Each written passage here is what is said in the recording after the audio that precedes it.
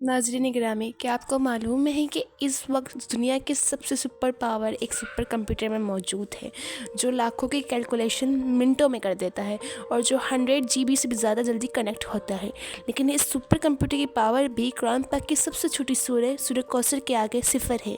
वो क्यों? क्योंकि अल्लाह ताला ने 1400 साल पहले इस सूरह को इस अंदाज में रिवील किया कि अगर आप इसे गौर व फिक्र से पढ़ें और उसकी मैथमेटिक कैलकुलेशन दिखे तो आप हैरान रहे बगैर ना रह सके। अरे आप इतना सोचें मत, बल्कि इस बार इस वीडियो को ज़रा गौर से सुनिएगा और देखिएगा कि मैं आपको सूरह कौसर के वो मौज़ूज़ात बताने वाली हूँ जिनको सुनकर आप समझ जाएंगे कि ये सुपर कंप्यूटर भी इसके बामुकाबिल सिफर क्यों है। चलिए फिर शुरू करते हैं अपनी वीडियो। इससे पहले आप इसे लाइक, सब्सक्राइब और शेयर कर दीजिए और कमेंट में अपनी राय ज़रूर दीजिएगा ताकि हम आपको ऐसे इंटरेस्टिंग वीडियो दिखाते रहें। तो आपने सूरह कौसर के मुतालिक तो सुना ही होगा कि सूरह कौसर कुरान पाक की सबसे छोटी सूरत है और ये सिर्फ 3 आयतों पर मुश्तमिल है।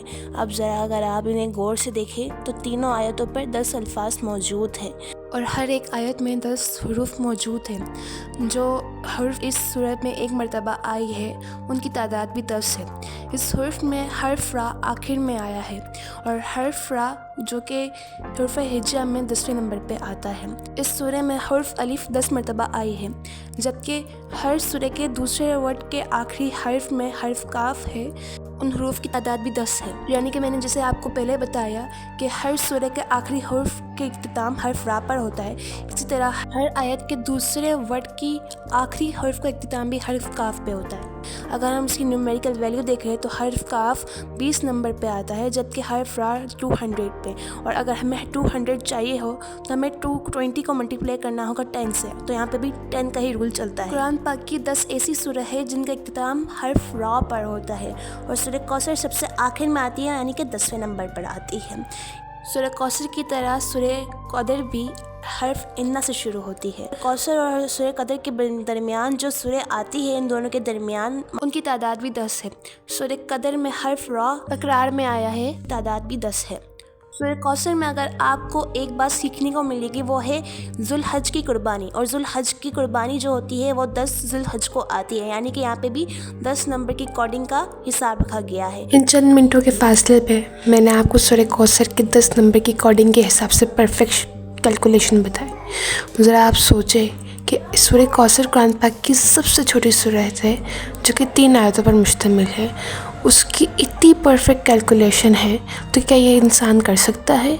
अगर इस सूरत की इतनी परफेक्ट कैलकुलेशन है तो पूरे कुरान की निज़ाम की क्या बात होगी, उसकी कैलकुलेशन की क्या बात होगी। ज़रा सोचें कि अल्लाह ने किस परफेक्ट निज़ाम से इस कुरान को हमारे प्यारे नबी सल्लल्लाहु अलैहि वसल्लम के ऊपर नाजिल फरमाया। जहाँ आपने सूरह कौसर के मुतालिक इतने मौज़ूज़ात पढ़े, वहीं इसकी फ़जीलत भी पढ़ ले कि प्यारे नबी सल्लल्लाहु अलैहि वसल्लम को मुस्कुराहट का ज़रिया बनी थी।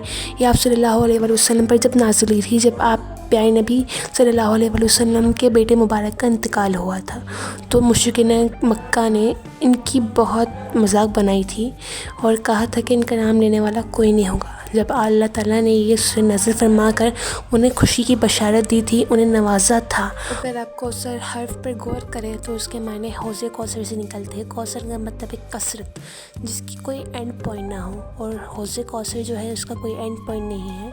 हौज़े कौसर वो दरिया है जो शहद से ज़्यादा मीठा, दूध से ज़्यादा सफ़ेद और मुश्क से ज़्यादा खुशबूदार है। और यहीं तक नहीं, अल्लाह ताला ने प्यारे नबी सल्लल्लाहु अलैहि वसल्लम को दुनिया में भी बेहद कसरत से नवाजा।